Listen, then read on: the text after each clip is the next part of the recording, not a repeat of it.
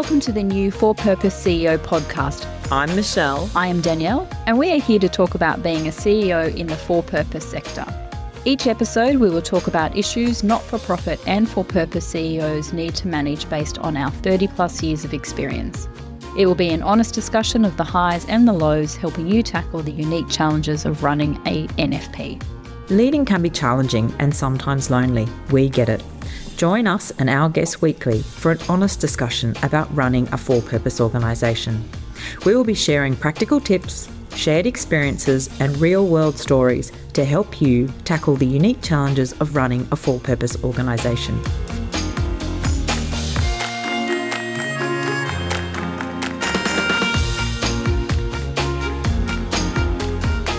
Right, so today we're going to follow on from our last chat, which was around prepping for the board meeting and showing up in the board meeting and how you show up in the board meeting. And then I think at the end of it, we were like, oh my God, there's actually a whole lot of work to do post the board meeting. And it might be useful to talk through that, because I think one of the things we were saying is that your workload obviously increases around the board meeting, before the board meeting, getting your board reports, getting all the papers together, getting the information, the finances. But then immediately after, you kind of stop, but actually there's a lot of things still to do. And often there's still a meeting as well. I found it really useful to check in with the chair the day after, or maybe a day or two after, and just kind of make sure you've got, you're in agreement, let's say, about what the outputs were, what the action items were.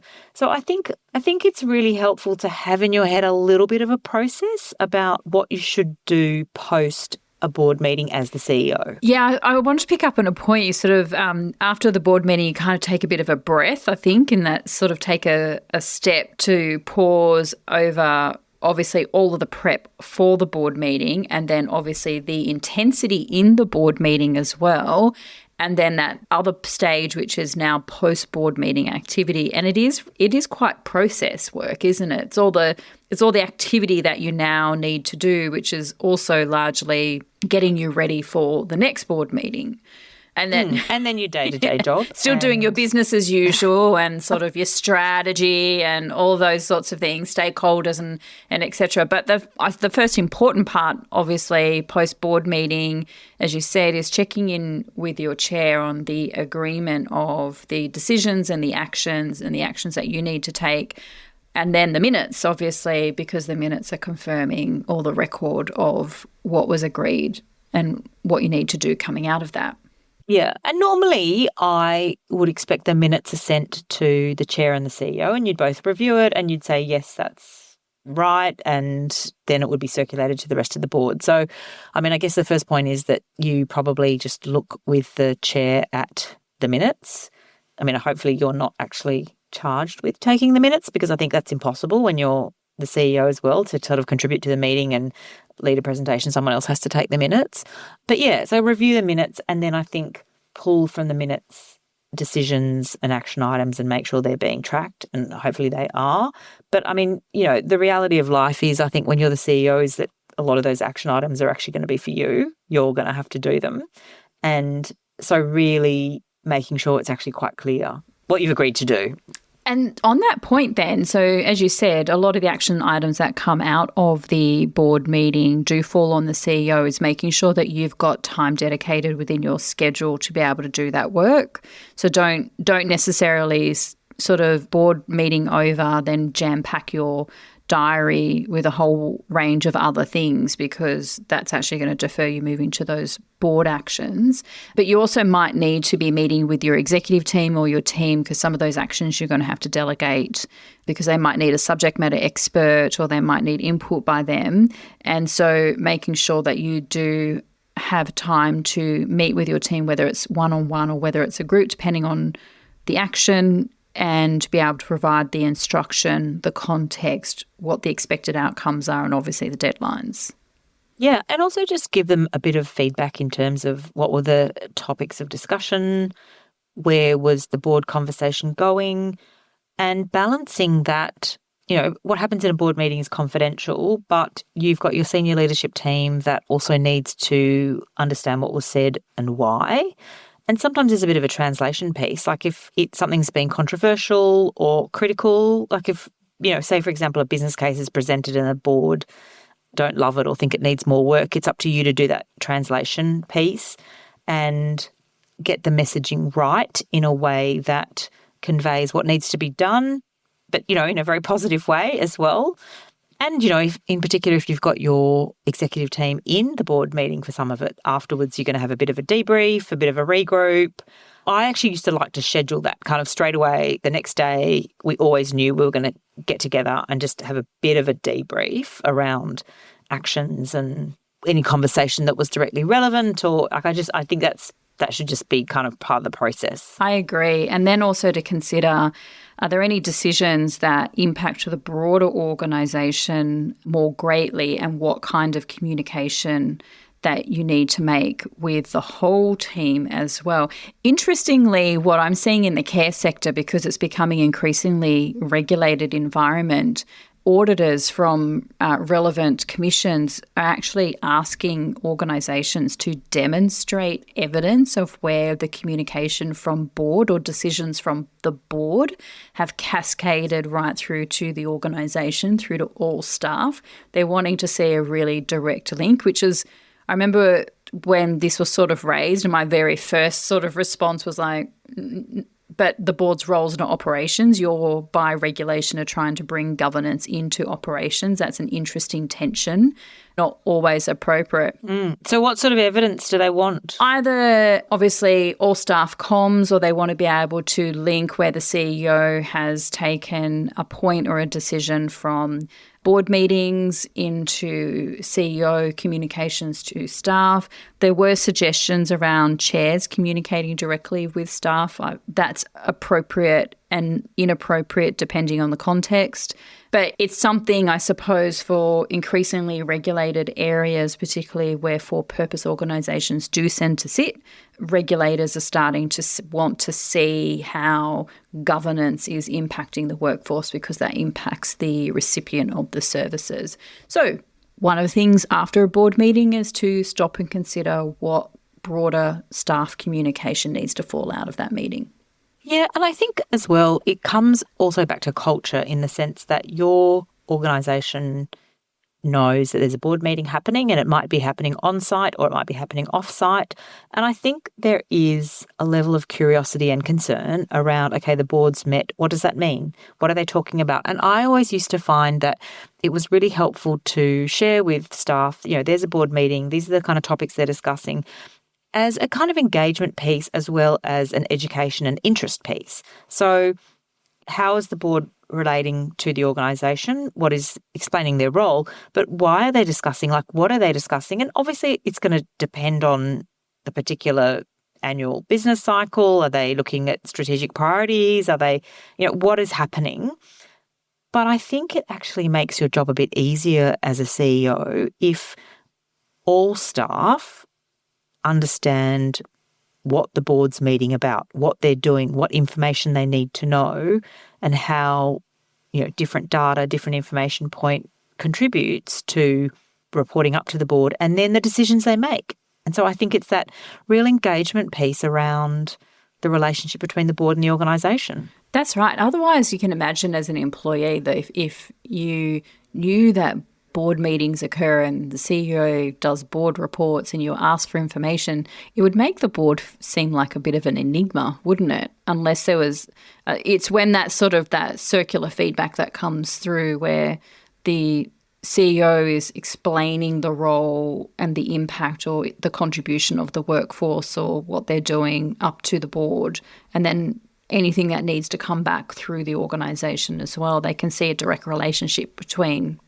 those two stakeholders. And I think it's obviously going to be easier or harder depending on what is being discussed. So if you are looking at something like a restructure, or there's, new strategic priorities, new strategic plan, then I really think it's incumbent on you as the CEO to go and translate and communicate to the organisation about, this is the board meeting, and, understanding the confidentiality of the boardroom. But part of your job is to ensure engagement and a really good, healthy culture. And I think that in my mind anyway, the fastest way to disengage someone is to think that people are talking about them or making decisions about them and they actually don't really understand or know what's going on.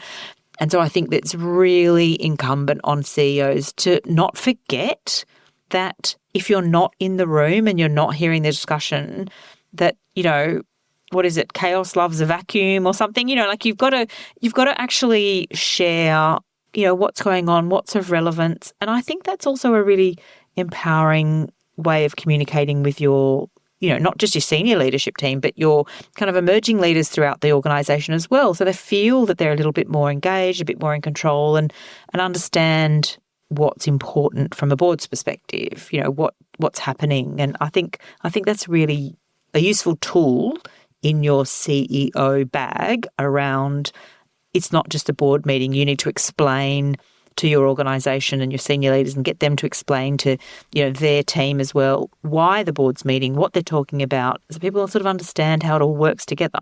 That's right, and can then also equally value governance and the structure of governance and the purpose of governance. Do you also, post-board meeting, we spoke about checking in with the chair and sort of clarifying. Would you also suggest, most for-purpose organisations will also have board committees, is depending what comes out of that meeting is also to check in with relevant committee chairs as well, because there might be implications from that board meeting where tasks or actions are being delegated to committees for responsibility? Yeah, committee chairs often are on the board, so they should be in that meeting. I guess it's about the process, right? So who is putting the agenda, work plan, to-do list, whatever you want to call it, for the committees? Because quite often that does form quite a bit of the CEO workload, because in my experience, often the CEO will be quite heavily involved in a number of the committees, not all of the committees, but doing quite a bit of the work as well. So I think that that's almost that post-meeting sit down, okay, what are the action items? Who do I now need to communicate with to just make sure people are doing the things that they need to be done?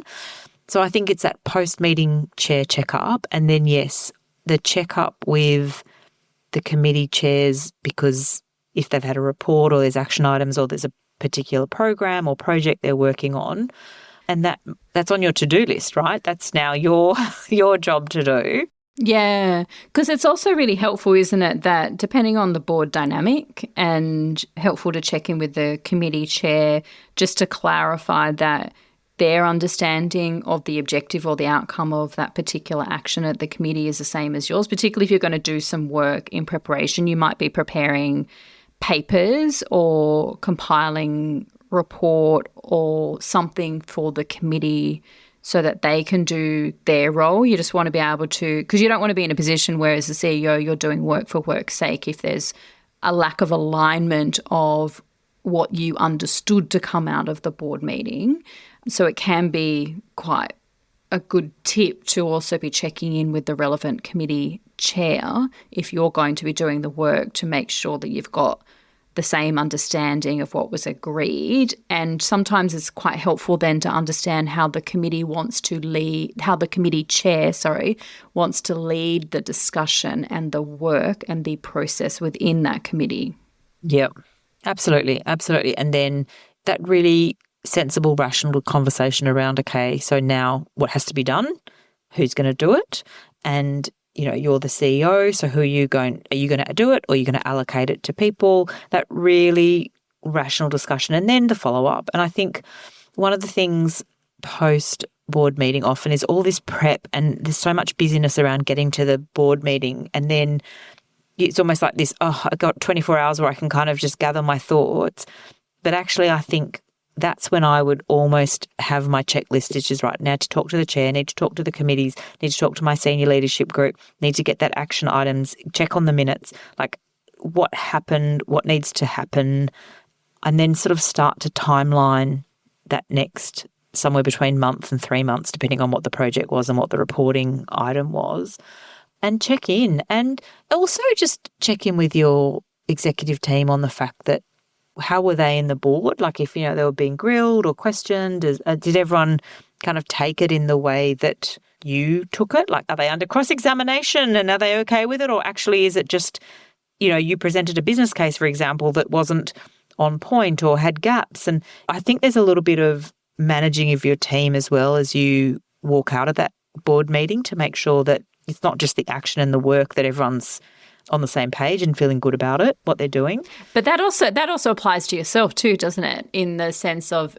when I say yourself as the CEO, there's a bit of self-reflection in that too. So certainly having that reflection with the individuals who are in the board meeting, who are on your team, in terms of how they showed up in the board meeting, anything that they found particularly tricky or any constructive feedback that you might have, but also if it's been a tricky board meeting, or as you said, a business case or a presentation's been provided and you're presented with some particularly hairy questions, there's an opportunity post-board meeting, or create that opportunity post-board meeting to take some reflection time and consider your own performance. Yeah, and that can be hard, right? That can be really hard. If you think you haven't answered something well, or you have presented a paper that people didn't love, that can be quite challenging. And I think one of the things to, especially as a new CEO, is almost just to go, okay, this is going to happen. Like, this is going to happen. I am going to walk into a meeting and I'm either going to get it, like, I'm going to sort of misunderstand what people are asking, or I'm going to present a paper that maybe someone didn't love. And I guess do your best, obviously prepare as best you can.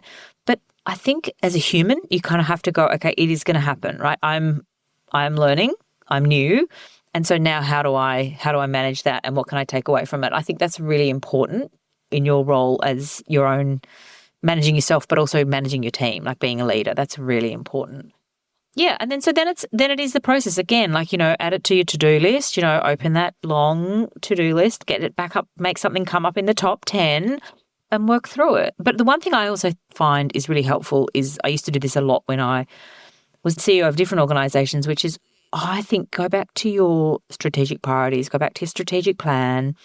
What are you working on? Why? And that's a useful conversation to then have with a chair when, someone's like, oh, we need to do more of this or less of this, or, have those discussions where you think it's not just the BAU, it's actually, what are we achieving? Why are we here? What impact are we seeking to create or expand upon? And then you're connected to that, the bigger purpose of why and what you're doing. And I find that then is, okay, are we progressing towards where we want to be, the impact we want to create? And I think that's also a really useful time then post-board meeting to say, okay, how is this moving us towards what we're supposed to be doing? And I think that's also quite motivating, self-motivating and motivating for your team. Yeah, that's a good tip. So then you don't feel like you're just doing activity for activity's sake. The action is actually linked back to the purpose of the organisation and the direction as set by the board. But actually, I don't know any strategic plan that's set without a lot of input from the CEO. So they've signed off on the strategic plan, and you should be, kind of 100% working towards it, behind it, understanding it. And sometimes, if you go out of a tricky board meeting or a really boring process-driven, or actually you don't feel like something's happening board meeting, sometimes it can be really useful to then go back to the strategic plan and go, okay, why are we here? What are we doing? How are we showing progress? I think that's also quite useful and motivating then for the CEO and for the team. For the team, absolutely. I go and hang out with clients because that brings me back to why I'm here. And given what obviously this conversation has largely been driven by process, right? Because there's a lot of actions and process that happens after a board meeting, and compliance as well. Board meetings address compliance issues. So that can feel, as a for-purpose leader, a little bit not disconnected, but you do need to be reminded about why you exist, and going and dropping yourself into your organization in a more sort of operational level, frontline level is a good way to remind yourself why you're there. Oh, absolutely. You're looking at your risk register, you're doing your update on your risks, and it can get very, I'm just staring at an Excel spreadsheet. I need to, return to reality. And absolutely, why are you here? We're talking about real people with real needs, and also, but we want to make real change. And I think that's where that's the translation piece to make it inspiring and wonderful, and why you do the job you do. Yeah, absolutely. So I think I think we've covered everything. Let's not drag out the post-board meeting process longer than we need to. No. I think the only thing, I don't know whether we've specifically mentioned it, is the working with either it's your company secretary, or if you don't have a company secretary, it's working to ensure that, all the registers and the lists are updated. And, you may be doing it, someone else might be doing it. But I think as a CEO, just again, having that as your checklist, like the decision register, like whatever it is, it's just done, it's ticking away, because if that isn't done or doesn't get done for a number of months, then that's just horrendous, right? Like then your to-do list is just blown out and people don't know where things are, and it's the board then that comes back to you. Whereas I think just checking that you have set up processes that enable these things to work will just make your life 1,000 times easier. And then makes the preparation for that follow-up board meeting or the following board meetings much, much easier. And then you're less likely to also get caught out in a board meeting. Yeah. All right. Yeah, absolutely. That's it. So I think that's kind of post. It's a bit procedural, but it's like all this stuff. If you don't do it, it is going to come back and make your life hell. That's it.